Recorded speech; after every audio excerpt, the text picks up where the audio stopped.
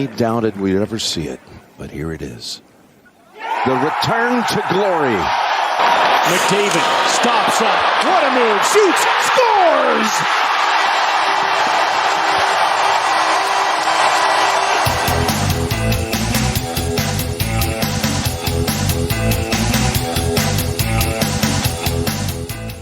Hey, everybody, and welcome to episode 23 of The Outsiders. I'm Bryn Griffiths along with Robin Brownlee. Boy, that intro we're going to have to change because we mentioned the Edmonton Eskimos. And also, one other thing you got to take a look at, too, here, and we got to stay relevant. Yeah. Got to stay up to speed. The other thing, too, is that Raptors highlight might be completely oblivious in another week the way they've been playing against the Boston Celtics. So we're going to have to make some changes. Well, there's lots of good stuff out there. We can, you know what, maybe we'll test run, once we get in this groove since returning, because it's only been a little while, and new setup and all that. Hey, maybe we look at some other stuff, right? It's a time of change, and we'll move along with it just fine. Speaking of which, you and I were chatting earlier.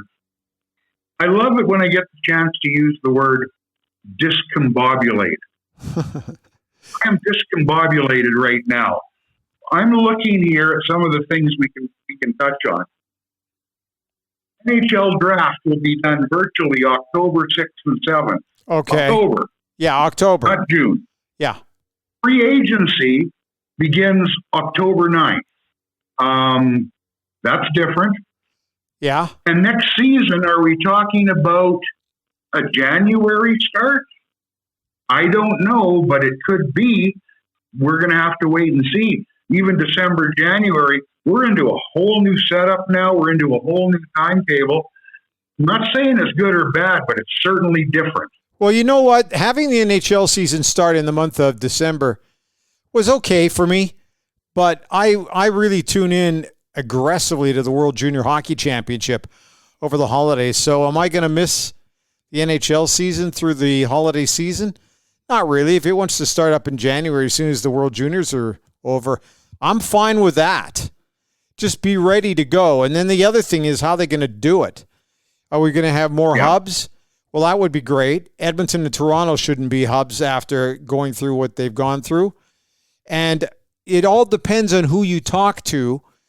And you and I talk to a lot of people. I've heard that both Toronto and Edmonton have done fabulous jobs. There's a real hatchet job constantly being done on Edmonton by Eastern media. I don't know what's their problem? Like, really? Like, I don't get it. Like, why can't you just tell both cities they've done a remarkable job? We haven't had a single positive test yet, if the NHL is telling the truth. So why not just congratulate both cities? And I know both cities are the most despised sports cities in Canada.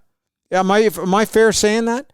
People in the country don't like Toronto and they don't like Edmonton. It's always been like that. Yeah, I hear you. You know what? To me, it's petty. The same people tend to do it all the time, and then the follow-up is, well, it was just a fact. It wasn't meant to be a troll job. There's more stuff in Toronto. You look at their bubble. You know what? So what? Who cares? Good. And the one guy who was quoted as mentioning it, Brad Marchand, well, he doesn't need to worry about the bubble anymore. The Boston Bruins didn't win anything. Correct. Yeah, absolutely correct. And you know what, Robin? We're down to 4 teams here. Why are amenities that essential now? Like what? Like right now you're playing for the Stanley Cup. We're down to the final 4 teams. Yeah. You know what, Brent, and you know this, it's catching teams on the way out, catching players on the way out. What do you think? I'm not saying it's not legit. I mean, people have to fill their notebooks even when their team is done. Slip it. I mean, that's easy. You know what? They're talking about what Edmonton was lacking or that Toronto had better amenities. Yeah, maybe that's true, but it's the equivalent of a fart joke, right? I mean, if you gotta go there, you're really not very funny. Same thing with What's this. wrong? What's wrong with fart jokes? Well, You're laughing. You're laughing. I brought it up, and you're laughing. Okay, now let's be grown up here. The point being, you can do it if you want. I'm not going to get my knickers in a knot, because if you do that, it's the old, oh, everybody's against us thing. You know what? If you want to write that piece, or if you want to say that, go ahead. That's not the point. Yeah. The point you touched on, both cities have done a fabulous job, and that includes the government, the bubble people, and the teams and the medical people. We're playing a Stanley Cup, and we don't have a bunch of people getting sick. That's boring, maybe, but that's the bottom line. So a success on both sides. Now let's see what happens from here on. Do you like the 4 teams that are in? Are you surprised? And by the way, we had Ian McIntyre on our last podcast, and we talked about how the Vancouver Canucks were, I hate using the word magical, but they had a great run.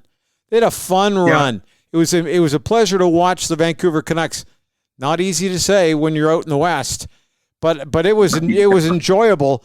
But now you've got Dallas, and you've got Vegas, and you've got Tampa, and you have the surprising New York Islanders, who are not hard to dislike right from their head coach out. So it's kind of fun to watch, at least for me so far. Well, it's interesting, because we've talked about, when you look at what would you like to see, and we're always having to look ahead because of the time lag. I go for the best story. I'm not a fan per se of any of these teams. I like Dallas, because they've been the upset special so far. They were supposed to bow, before getting here to a team that a lot of people were picking to go all the way. It didn't happen. Vegas is a terrific story. 3rd year in the league, let's not forget that. Yeah, they had a lot of help the way the draft was set up, but the fact is they've done something with it, and they're a good story. Tampa, they're there all the time. You can't knock them for that. It's not Tampa's story has been told more than once with the success they've had in recent years. The Islanders, Jordan Eberle. Hey, maybe does Jordan Eberle win a Stanley Cup in Edmonton, in New York Islanders silks? Because he isn't winning it in Edmonton silks. No, he's not. It's easier for me of the 4 teams to like the New York Islanders. We're talking about a team. It took 29 years to get back to the Eastern Final, but I think that you're right. We've seen a lot of Tampa, so there might be a little burnout factor there. Dallas, people don't like Corey Perry, right? So immediately he's Mr. Bad Boy there.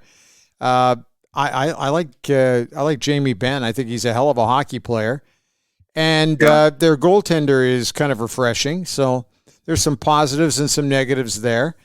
And Rick Bowness is a hell of a coach, and if he won, I'm like you. When you cover teams for a living, you start to cheer for good guys. You don't cheer for jerseys, right?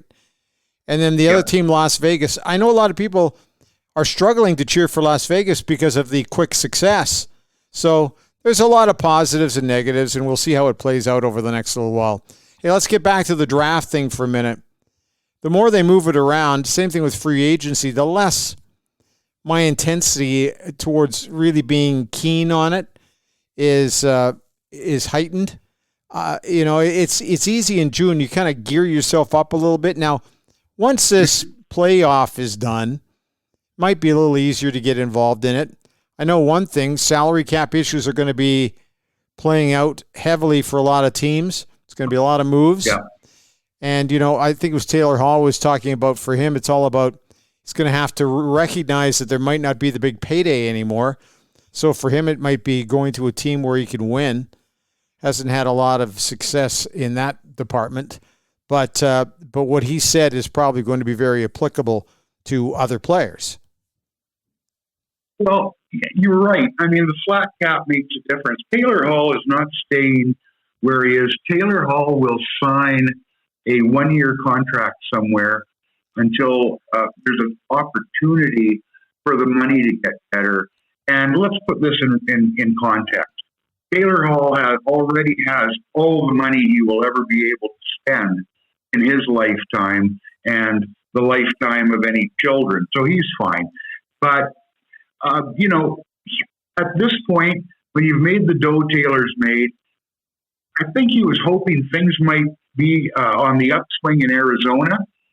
That's not the case. They've gone sideways.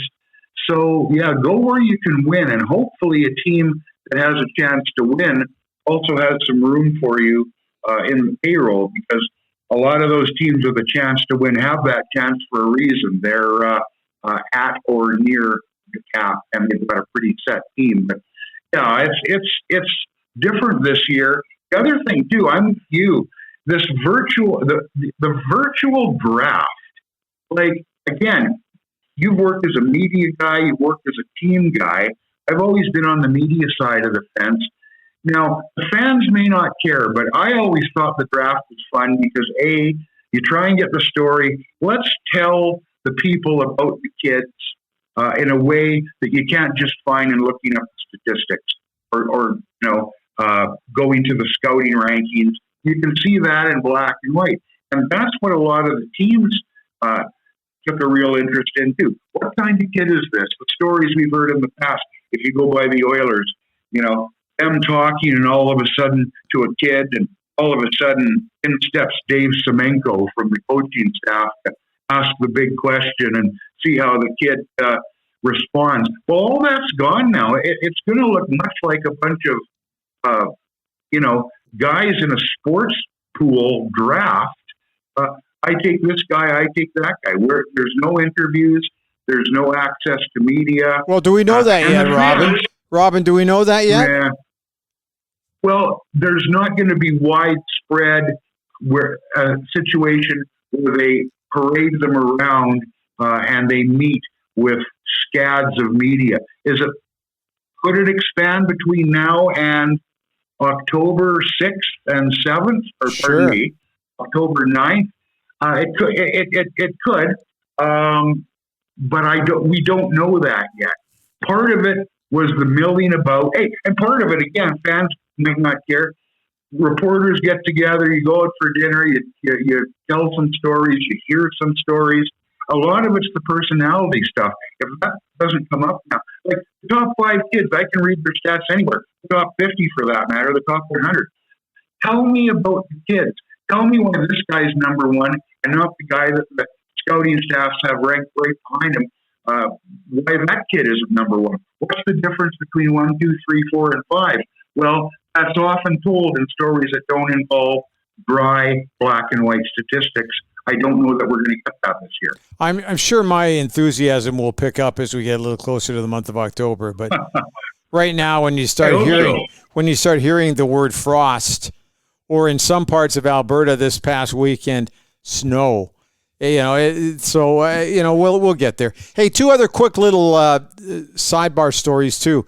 U.S. Open, at this time last year, we watched a woman from Canada crowned as the women's champ, and it was Bianca. And the story this time around is Denis Shapovalov. Oh boy, here we go. Shapovalov, who is Shapovalov. Yeah. Thank you. It's funny, I was just thinking today how much easier his names become to pronounce, and I just butchered the hell out of it.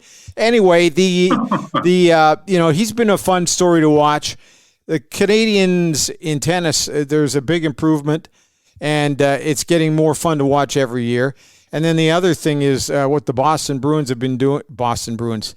What is going on with me here? I think I should probably put a little. It's all right. Might have to put a little Baileys in my coffee today. What the Boston Celtics have done to the defending NBA champs, the Toronto Raptors, has been really kind of surprising. But we'll see how that plays out over the next week or so. But the other thing that has really been tough for me on Labor Day was not being able to tune in the Canadian Football League.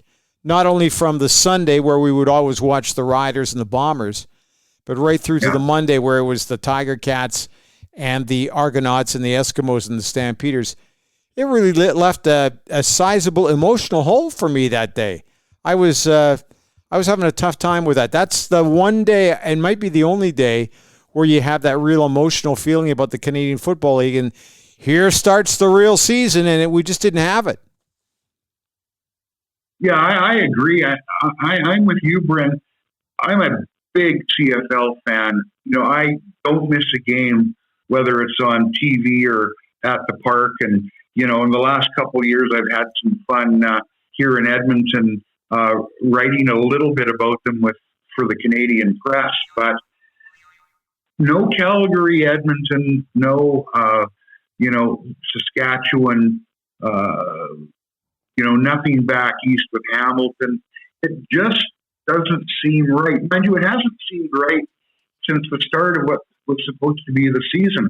I mean, we can get into this with Morley Scott later, but yeah, it's odd that anytime you're wrapping up summer, I'm looking toward that home and home with the Stampeders and Edmonton, and we didn't have that. And you saw a lot of news come out of that where, I don't know if you saw it, Bryn, some people across the country, they were showing up at their home parks and roasting some weenies and having some beers in the parking lot with the awning set up, just like there was going to be a game. Sadly, there hasn't been any, but yeah, it kind of leaves a hole as we head into fall for sure. Well, you said we were going to be chatting with Morley Scott, who's the play-by-play radio voice on 630 CHED of the Edmonton Whatchamacallits. Yes. And I'm really curious to see how he went through it. If you think it's tough for us, these guys would love to be talking a little Canadian Football League, which we're going to do coming up shortly. So hang on, Morley Scott coming up next. Touchdown, Eskimos! Is this the dagger? Oh yeah, that's the dagger, all right. There's no denying that.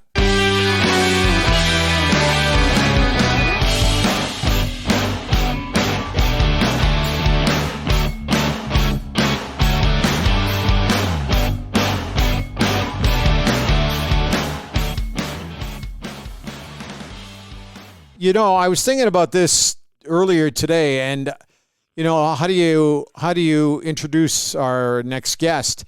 And I want to say the longtime voice of the Edmonton Eskimos. However, his predecessor was really the super longtime voice. Morley Scott joins us from 630 CHED.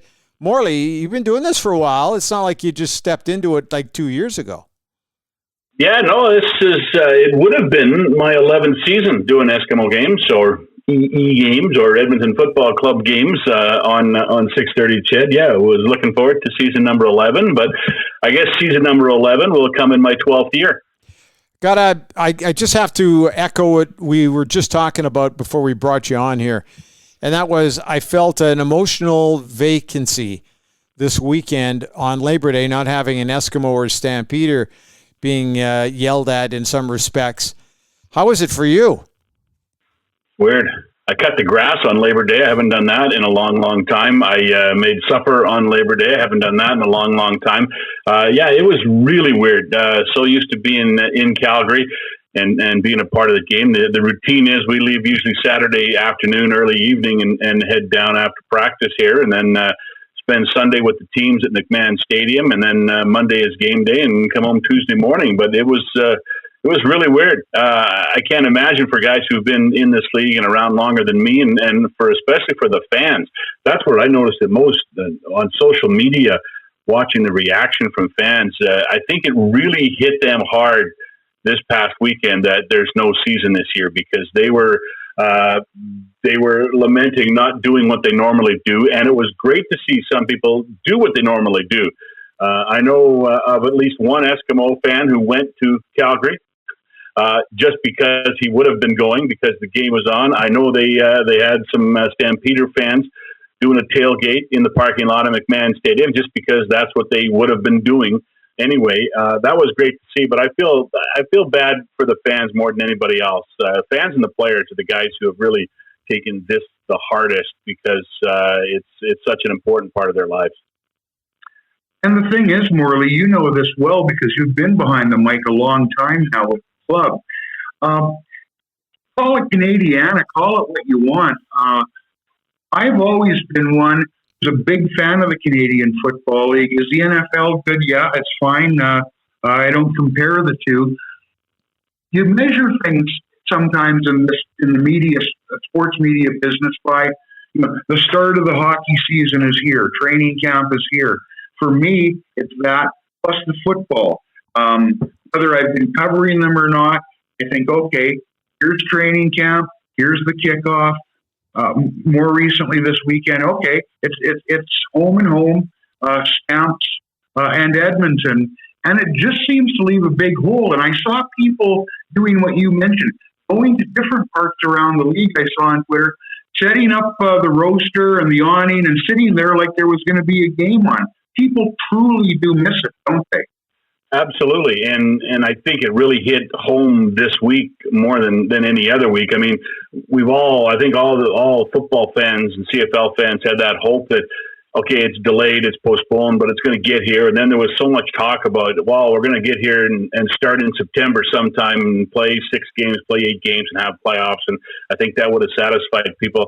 But it didn't happen. And I think this weekend was kind of as you mentioned, Robin, it's one of those mile markers, right? In pro sports. I mean, guys our age, for as long as we can remember, if you've lived in Edmonton, you got up on Labor Day, you watched the football games from the Canadian Football League, from Hamilton and from Calgary, and the next day you went to school. And that's just how so many of us grew up. It's just things we did on Labor Day and the day after, right? That's how it worked all the time. And I think not to be able to do that this weekend was pretty tough on a lot of people, myself included, because obviously it's part of my livelihood and it's part of what I love to do. It's a big part of my job, and I missed it just as much as everybody else did. Well, my dad used to take me down to those games. We started way back in the early 70s, and it was always the same. It was a Dave Cutler field goal in the last play of the game to win it. And I even went to the Grey Cup game. That part's changed. Yes, that part has changed.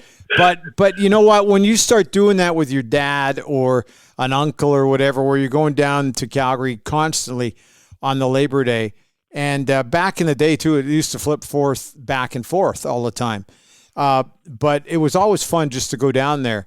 And I always felt that the fans were welcoming, but not too welcoming. But things have changed a lot over the last few years. It got tougher to get tickets if you're an Eskimo fan to go down there. The fan buses weren't running down there as much, and I always felt something got lost there. But there was always watching it on TV, Morley. Or Absolutely. listening on the radio. That was part of it. I remember watching it on TV for many, many years and loved becoming a part of this great day and this great rivalry when I began doing the games back in 2010. But I think you're right. The fan thing has kind of changed a little bit. I know fans who stopped going to Calgary because they were getting abused and they weren't having any fun and they had to worry more about their safety than the football game. But that's really changed a lot. There's some of that in every pro sporting event, whether it's football, hockey, or baseball to a certain extent. But I think the CFL fan community is so different now. I think Twitter has really helped that. Social media has helped that because they're now together.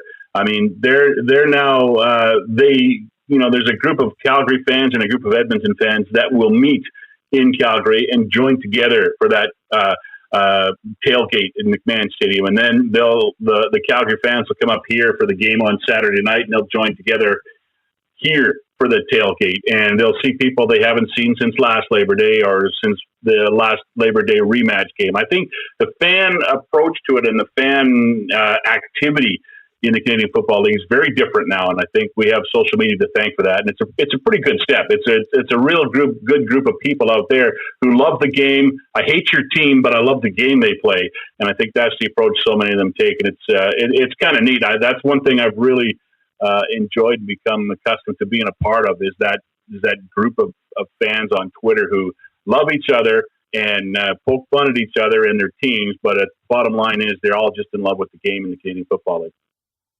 Morley, you touched on this.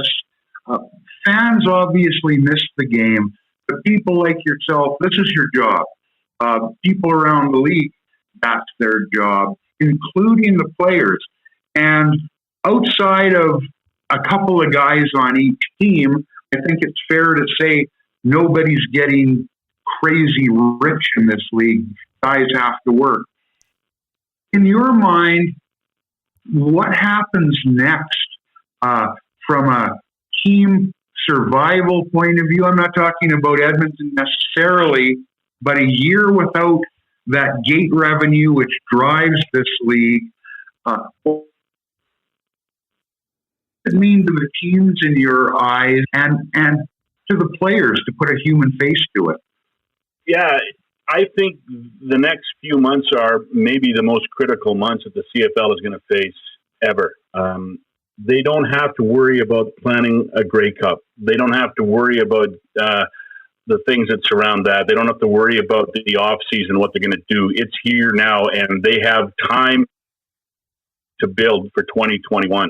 2021 is going to be one of the most important seasons the CFL ever played, because they have to come back strong, they have to come back viable, they have to come back with a business plan that works for everybody, and they have to come back with a bang. I think in Edmonton it's going to be a little easier than other markets because they have the built-in bang, because they're going to change their name and they're going to create an all sorts of things in the marketplace. I believe going forward when they make that announcement, I'm going to guess maybe in January. But the other teams don't have that luxury, and I think the most important thing that has to get done right now is that the players and the league have to get in a room, get on the same page, and save this league from itself. We've often heard, through whatever labor issues that leagues have had, that they can't afford not to play. This is the only time it's true. It's been said about many leagues before when they've had labor issues, but it's really true with the CFL. They do have a CBA in place for next year, but I don't know if that's a viable business model now. And they will have to make some changes, and they will have to make it longer. And I think that that's going to be the most important thing that happens. They have to prepare for 2021, and they have to be on the same page. They have to just make sure that the business model works for everybody, and everybody's going to have to take a hit. Both sides are going to have to take a bit of a hit, because the CFL never made a lot of money, but it did make some money, and it's going to make less money, at least for a year or two moving forward. And that means, the salary cap's going to be flat or down. That means, revenue is going to be flat or down. As like every other business that sells advertising, it's tough right now. And they're obviously going to have a little bit of a time lag before they get out and start selling in the community again. But the teams are going to have to do that. They're going to have to find ways to talk companies into parting with their money and supporting their Canadian Football League team. And I think it's going to be a very, very important stretch over the next little while, because they just can't open up and kick off next June and say, all right, let's go 2021. It's got to be something special. It's got to be big. It's got to be loud. It's got to be brassy. And hopefully CFL fans will be on board, and there'll be a lot of people in the stadiums. Okay, let's stay with that for a second, because all three of us know Randy Ambrosie, and we've watched him play in Edmonton. We know the guy. The only thing that, and just touching on what you just talked about, Morley, I didn't like the fact that kind of went underground. It's like radio silence over the summer in a lot of ways, and they didn't keep, this is my opinion, I don't think they kept the fan base very informed as to what was going on, and I hated that. This is a league that really has always been very upfront with its fan base about what's happening. And once again, now that we know that there's no season, it's gone quiet again. Do you think that they're making a mistake by not staying ahead of the story a little bit and just making sure that everybody knows exactly what's going on here?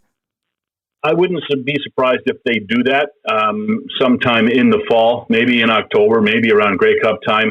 It's hard to come out right now and talk about something that you don't know how it's going to work. You don't know what the plan is. I hope they're the proverbial duck on the water, right? Nice and calm, but I hope their feet are going crazy underneath the water, because that's what has to be happening right now. I do agree. In the summertime, they were pretty quiet, and they were working hard to try and get stuff done, but it just didn't come together, and it left the fans in the dark. And I think maybe most importantly, and kind of made me more upset than anything else, it left the players in the dark. The players didn't know what was going on, and if you follow players on Twitter, you'd see them, shooting out tweets to the CFL saying, hey, what's going on? I got a job offer. Can I accept it? Are we going to play next week, or do I need to accept this job? And that, I think, was tough. Like, don't forget, I'm fortunate enough to work for a company that I do more than just football. I'm also doing morning sports and still working in the sports department at 6:30 CHED. But a lot of those players, that's all they do. And they haven't been paid since November when they last got a game check. So it's been a tough stretch because a lot of players, they save their money during the regular season to get them through the off season. Well, they did that. Now they're out of money and they got to get through another season and another off season yet. So most players have had to go out and get jobs. And you've probably noticed on social media, all the players they're starting up camps in their neighborhoods, and whether it's a DB doing a DB camp or a quarterback doing a quarterback camp, they're starting to do that. I'm sure for a fee. And some guys are getting regular jobs. I've seen some guys just tweet out saying, "Man, this is tough working 9 to 5. I haven't had to do this in a long time." CFL work is hard, and you're always working because you're working out all the time. But it's different, and you're kind of your own boss, except for that 4.5 hours a day during practice and on game day. So it's been a different life for the players. I feel bad for them. I hope that this all turns around quickly for them, and I hope that some of them are getting some help from the Canadian government. I hope some way the league can also help them out as they move forward. You know this, Morley. This is a group of different athletes. You've covered the National Hockey League. We know about the money there. Nobody begrudges the players in that game what they make. CFL players are different, like I say, except for a couple of guys. I think of a guy like Calvin McCarty. Not only did he lose his football income, he was a teacher's assistant that got cut in the cutbacks that have affected, the real world job. So there's guys like that. They have families. They still have bills to pay. I want to frame those situations in this, and I don't want to be the dark cloud in the room, but this is something that we don't really control. We don't know when there's an end to COVID, and that's what's scary to me. We need a big 2021, like you say, but there's no guarantee that happens. Exactly right. I mean, we're still talking about the NFL not putting full houses in. Some teams have already said they won't have spectators all season. Some are going to be at 25% or 50%. Mm-hmm. Some say no spectators for the first 2 games and will readdress. So if you're going no games to the end of the season, that's into February now, right? And then 2 months later, you start thinking about the Canadian Football League in March, April, and May as they get camps going in May. And we don't know what's going to happen. The NHL's talking about, we've heard stories now, they're already talking about maybe going in bubbles to start the season in November. There's no guarantee when fans can come back. And the CFL is they're kind of handcuffed by that because they're the only league outside that. I guess the Western Hockey League has kind of stated that as well, saying that, if we can't have fans, we can't go forward. But that's the case for the CFL too. If they can't have fans in the stands, I'm not sure if they'll be able to move forward or not. They had it set up to play in a bubble in Winnipeg if they got the money from the federal government that didn't come, and that would have probably, I guess, replaced some ticket revenue for them. But that's the biggest issue. There are so many questions that people who are organizing big events, from sporting events to the big concert series to, the Kentucky Derby, whatever the case may be, there are so many people who are planning events. They need answers, and no one has them when you talk about COVID because no one knows how long it's going to be around. Looking at the way the bubble thing has worked, the National Hockey League, I think, has done a great job. And the other thing, too, Fabulous. The one thing, I was watching the golf over the weekend, too. Golf is just moving right along like there's no real problem. And as much as I love crowds, I think both of those organizations in particular have been very solid in the way they've been able to pull things off. How have you? You're watching other events too. You're not just focusing on the CFL. Your thoughts on everything? Golf had a shaky start. Don't forget they had the first 2 or 3 tournaments. They had guys left and right and caddies left and right. Then they got serious. Baseball had an awful start. Yeah. They had an awful start to their season, but they seem to have it under control now as well. And they're not in a bubble. Their guys are going home at night. But they've got some strict rules in place. The NFL announced today they've had 1 positive test this week.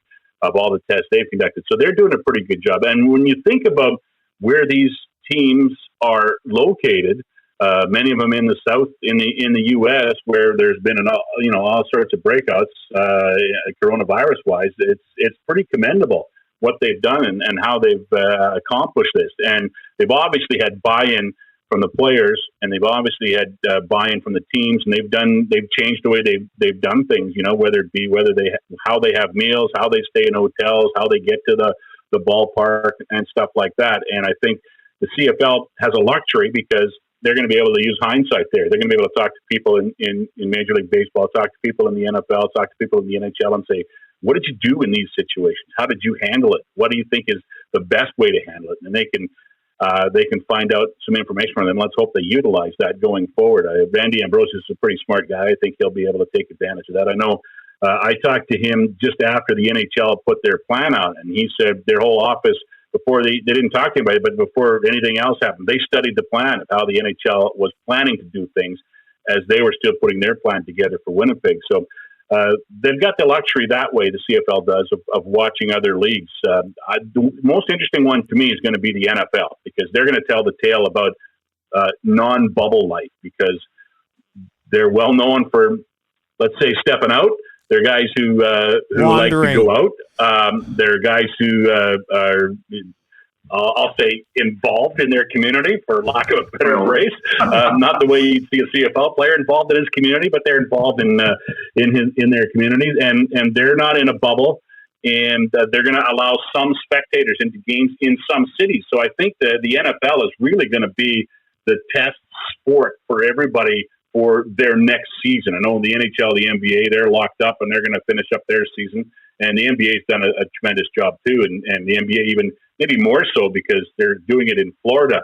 I don't know if you've heard about Florida, but they have some coronavirus down there, right? So I think that there's a lot of data that's going to be at the CFL's fingertips when they choose to start looking at it and make their plans for 2021, whether that be in their own stadiums, whether that be in one bubble or two bubbles, whether that be with limited fans or half fans or no fans or full fans. They're going to have data at their fingertips to make decisions on. I got to say this, the 13-year-old in our house, he says, who's on the podcast today? I said, Morley Scott. He's the radio play-by-play voice of the Edmonton Football Club. And he says, how many hundreds of years have you known this guy? Well, you and I go back a long way. And, you know, every time we get somebody on, I always like to go back a little bit on how they got started and why they got started, you know, to kind of give something a little different to the average listener of a podcast. But, man, we go back to the early, mid-'80s. Early 80s, I would say. Yeah, back at we first met when I was the volunteer sports director at CJSR Radio at the University of Alberta. Wasn't going to the U of A. I was, as I like to call myself, a stowaway at the U of A and working at the radio station. And I got my first real job in St. Paul, Alberta. And you were the guy who took over for me, and that's where our paths first crossed. Then I ended up going to Prince Albert, Saskatchewan, and doing some WHL, and you ended up in Moose Jaw doing some WHL, and our paths have continued to cross ever since. Robin, you and I do the same thing, not the 80s, but I guess it'd be the early 90s when we first started covering Oiler games together and having many let's say contests on the road at restaurants over the years. So yeah, it's been a long time that I've known both of you guys. Contests. Well, the junior, you know, I mean, Morley kept roping me into these. Well, Robin froze up. How appropriate is that? I would reluctantly enter them, but there were some doozies. Chicago, New York, Maggiano's. I love that place. I got to admit, I used to walk, every time I walked out of there, I took one of they had really nice ashtrays with gold lettering on them. And at one point, I swear I had a stack of about 20 ashtrays from Maggiano's. They must have been wondering where they were. You know what? It was a lot of fun, but it's interesting too, Morley. You did the junior thing. Bryn did the junior thing. I was in Kamloops way before the Ginlas and Strudwicks and Tyson Nashes came along, 84 to 89, rode the buses. By the way, Morley, did you see that McCrimmon, Kelly McCrimmon sold the Brandon Wheat Kings? Yeah, he's been. I was just reading some stuff on that earlier today. I mean, he's owned that team, his family, like 28 years. He's been working there. I don't know how old he is now, but he played there, right? And then he's been. Yeah. He said his first gig, he was 28 years old, and he was hired as assistant general manager, and he's been a part of the franchise ever since. So that's got years, right? So that's a big change in the Western Hockey League. Big change. But what a great league it was, and still is. It just. Oh. The stories that we could tell out of there, the Ernie Punch McLean's, just to name a few. I just there are so many. Yeah, I just Jerry James. I had in Moose Jaw for a year and a half. I love Jerry, but boy, a lot of people were scared of him. But there are a lot of people that. You said Ernie Punch McLean, and I will never forget as long as I live. I believe it was the 20th or 25th anniversary of the Western Hockey League in the 80s at some point. I was in Prince Albert at the time, so it would have been probably 84, maybe 85 in that area. And they had an all-star game in Regina. I was there too. I was anniversary. Yeah. And I will never forget ever sitting in the media lounge at the hotel, and Ernie Punch McLean told the plane crash story. Yes. And I mean, it was a room full of media guys with free food and free booze, and nobody got out of their seat to get it because they just sat there and stared at Punch as he told this great story. It was just fantastic. And he had everybody just on the seat of their pants. I mean, he's told the story a million times, and it's probably maybe exaggerated a little bit, but I mean, to survive that, talked about following the barbed wire fence along the way with his T-shirt tied around his eye and everything. Just a great storyteller, a great character. And I was lucky enough when I went back to the WHL for a year in 09-10 to get to know him a little bit when I was with the Vancouver Giants, because he came to a lot of games and just one of the great characters in the game. You know, Brett, or I should say Morley, I was a New Westminster Bruins fan from the moment they moved from Estevan, pre-media days. And in fact, I skipped a practice or school to go to a practice once. And we were sitting in the stands, and pucks would come over the glass. They were just crappy practice pucks. And there was a janitor there swabbing the seats and the chairs. And he'd look over at me and my buddy who cut class to come to this practice. Throw it back. He was just a killjoy. Now, at the end of the practice, we lost out on, I don't know how many pucks hit the stands in a practice, but 14. Finally, it's near the end of the practice. A puck comes over, it rattles around in the cheapo fiberglass seats. I can see him looking over. He says, "Leave it alone." Up from the ice, a player shouts, "Let the kid have the puck." It was Lauren Henning, the captain of the Bruins, with shoulder-length blonde hair when he had hair. And from that moment on, I was so sold on the Bruins, when they started drafting Bruins like Henning, like Gord Lane on the island, all those guys, I went out and took a crap kicking at school for years till they got good, because I was the first guy I knew who bought an Islanders jacket. And it was all because Lauren Henning let me get that puck, and he went to the Islanders. So there's a little side story there. And I actually told him about that once, and he laughed. He didn't remember it, of course, but one of those things you don't forget when you're a kid. Cool story. I mean, it's like my first go-round with the Western Hockey League, I guess actually was probably, I don't know if it was even the Western Hockey League back then. It was in the 60s. When I lived in Flin Flon, Manitoba, in the heyday of the Flin Flon Bombers with Patty Gunnell and Bobby Clark and Reg Leach, Lou Morrison, and my parents were ministers, and the arena was on Church Street, and the ministers all got free season tickets. And our church, literally, I don't know if you've ever been to that arena or not, but literally across the parking lot from the Whitney Forum was where I lived at the back of the church that my parents ran. So my parents weren't hockey fans, and I don't know how old I was. I was little. I was aghast when you think back that they let me do it. But I used to get to go to the games on weekends, and I got to stay to the end of the second period, and then I had to come home to go to bed because I was pretty young at the time, and I used to always love going to the game, and then I used to always go stand beside the goal judge. It was chicken wire, not glass back then, and I used to love to listen to the banter between the goal judge and the goalie, and the goalie for the Bombers then was Ray Martinek, who helped them to so many wins, and that's kind of my first memory of the Western Hockey League and my first take of it. And I remember one time after a big flurry and a save, Ray Martinek, the goal judge, said something to him, and he turned around, he looked right at me, and he said, "Pretty good save, eh, kid?" And I went, "Good save, sir. Good save, sir." Did you learn some new words through the chicken wire that you couldn't use across the street at home? That's a good point. Question.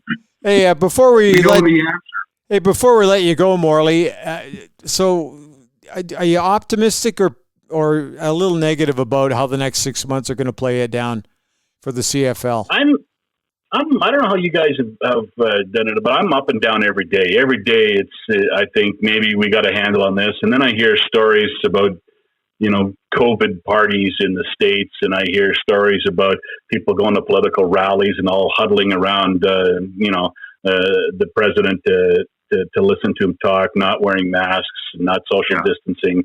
Then I hear the good stories about what people are doing and how they're trying to make a difference, and I feel good about it. It's just an up and down process for me. I'd like to be optimistic about it all. I'd like to think that the good side of human nature will win out over the dumb side. I'm aghast at all these people who think this is a hoax and it's a government plan, and I wonder what the families of all the people who have died of this think about that idea. And I don't know when all the governments got together to plan this. But obviously there was some secret meeting somewhere in a cone of silence with all the presidents and prime ministers of all these countries planning this great hoax that we're in the middle of. But yeah, it's been interesting. I'm fortunate enough that my family's been healthy and stayed well. Welcomed a grandson into the world just before everything shut down in early March, and we went for a few months without being able to hold him, only seeing him through FaceTime. But he's in our bubble now, so we get to see him all the time, which is great. I hope the world can come out of this. The sad part is for Canadians is we live next door to the country that's handling it probably worse than any other country, and I think that's going to slow things down. Even when you look at the CFL side of things, that could slow things down for the CFL because so many of their players, come from the United States, and getting across the border is not allowed or not easy right now. So. And what do they bring with them when they come? That's the other issue too. So I'm optimistic. I hopeful we can get this all turned around. And I'm not a big fan of the new normal. I'd like to go back. I'm a routine guy. I'd like to go back to the old normal if that's okay with everybody else. This is long overdue. Thanks for your time today. We can't thank you enough, but I guess you got a lot of extra time right now. No, I got a few extra hours every day now that I don't go to football practice, so I'm okay. Play-by-play radio voice of the Edmonton Eskimos and whatever they're going to be called in the future. Morley Scott from 630 CHED joining us. Thanks. This was a total blast. Loved it. Great talking to you today. Been fantastic. Thanks, guys. Pleasure to talk to you. That's all we can do. Good to see you guys. Take care. Stay safe. All right.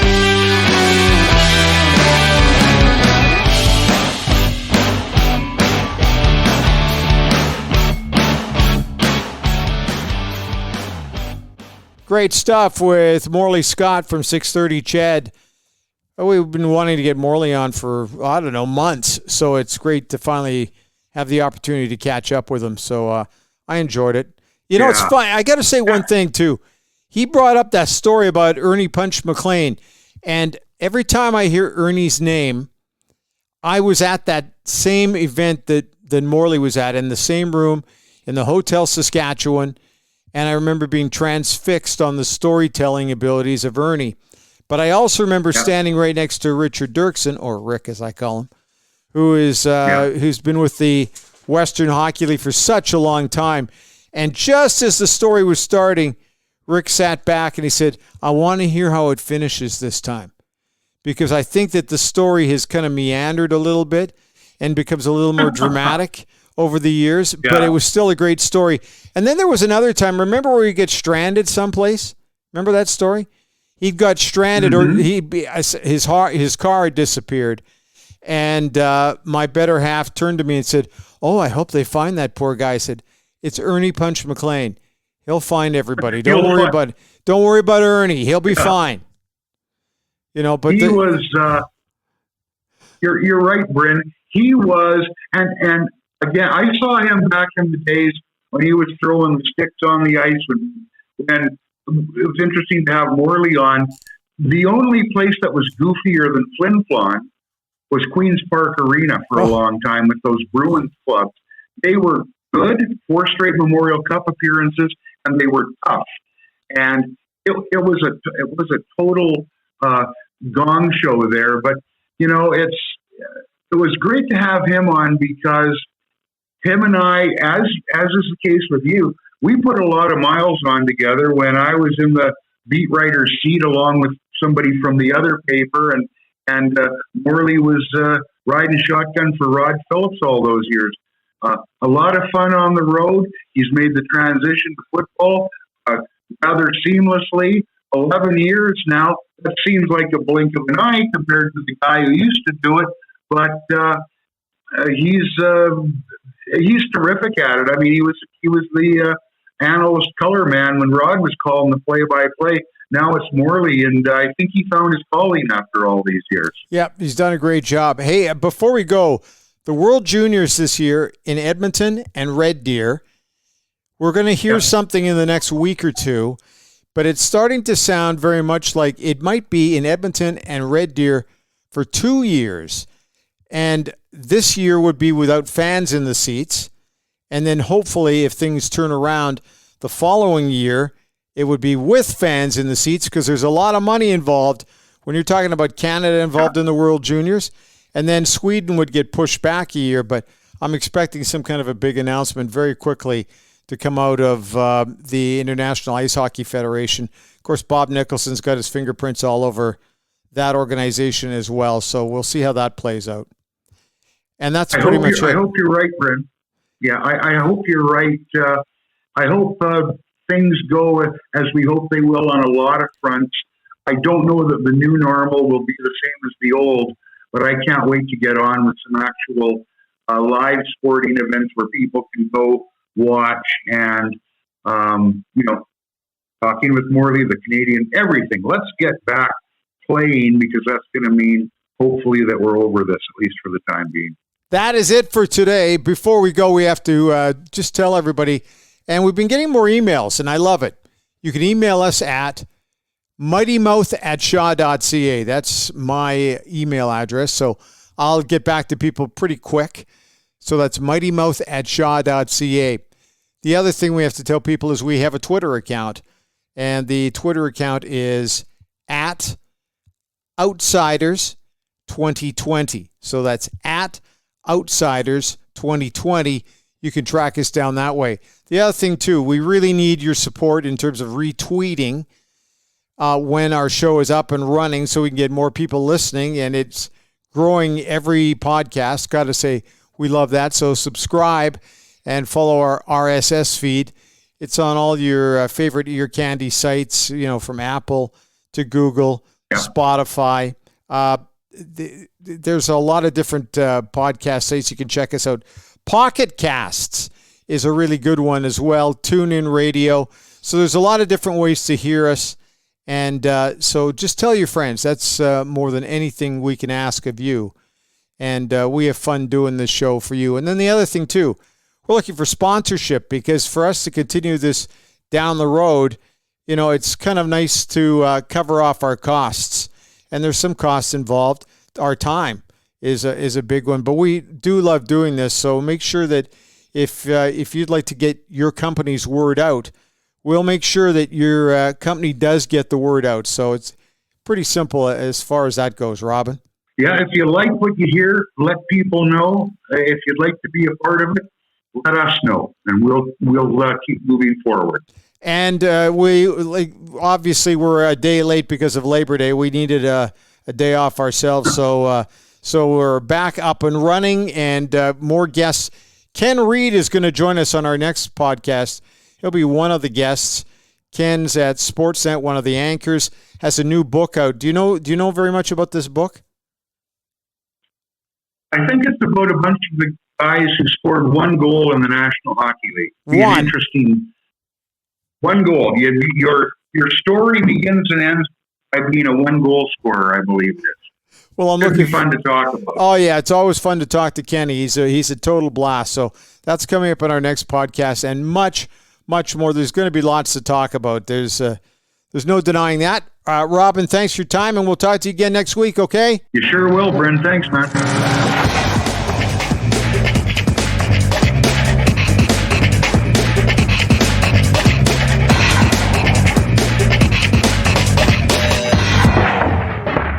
Proceeding was recorded earlier because we were ashamed to do it now.